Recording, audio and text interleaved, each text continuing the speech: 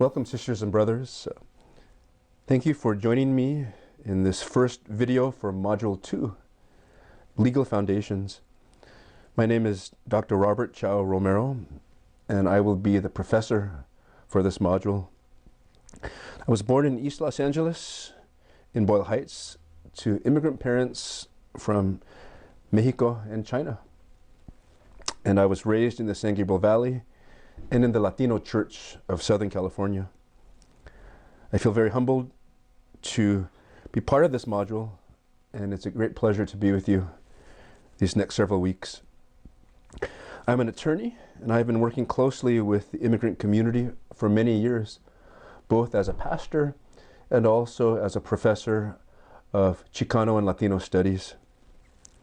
For the first week, we will focus on the idea of migration as grace.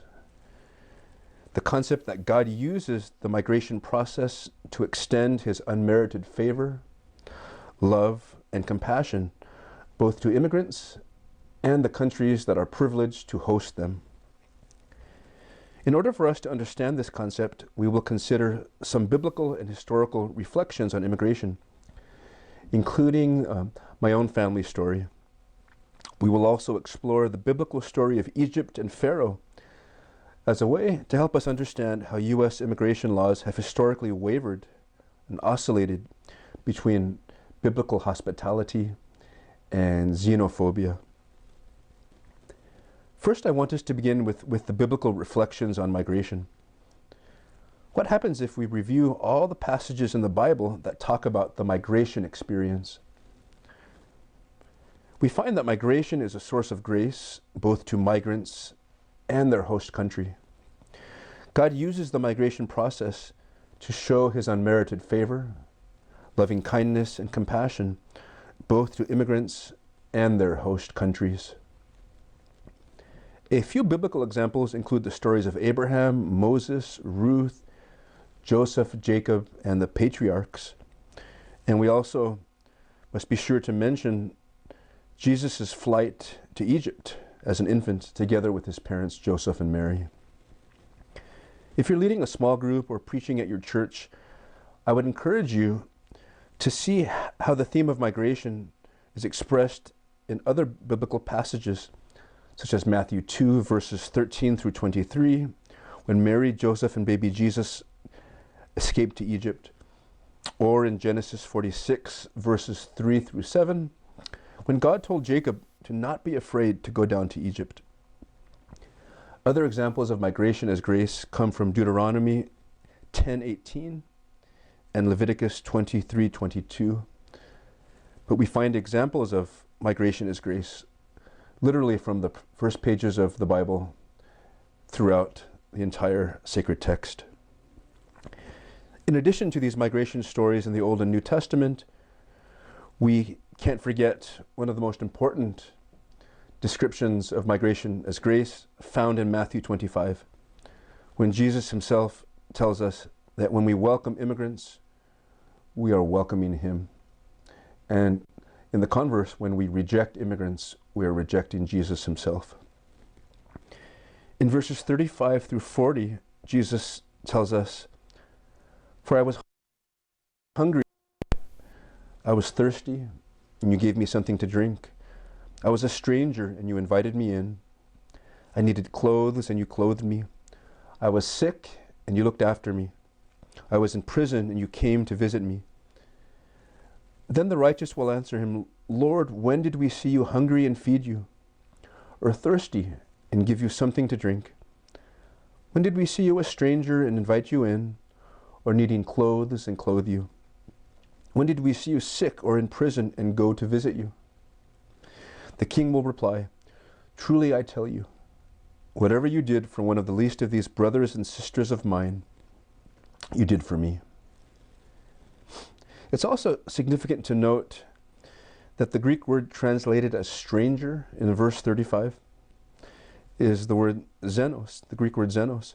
It means foreign, foreigner, a guest. This Greek word is also where we get our English word xenophobia. Taken in this context and viewed in this light, xenophobia may be considered fear of Jesus himself. In addition to the biblical examples of migration as grace, I also want to share with you my personal story of migration as it exemplifies another example of this principle.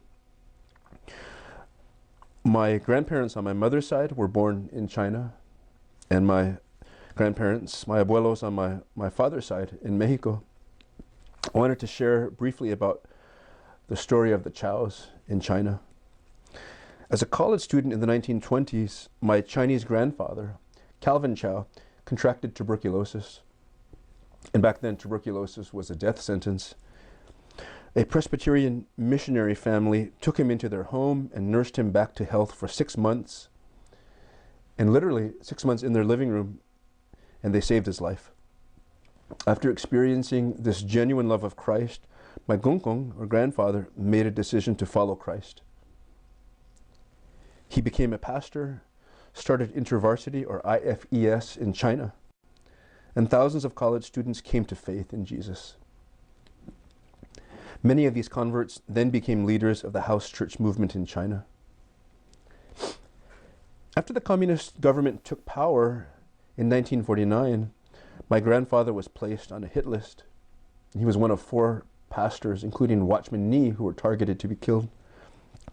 To save their lives, my grandfather, grandmother, and 8 children fled as refugees to Hong Kong, Singapore, and eventually the United States. Along the way, my grandfather started the Singapore Bible College.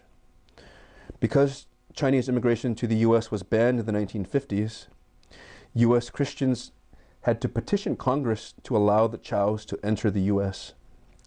As a historical note, Chinese immigration to the U.S. was banned in substance from 1882 until 1965. These Christians understood that God's law of hospitality, also known as migration as grace, trumped the racist U.S. immigration laws of the time.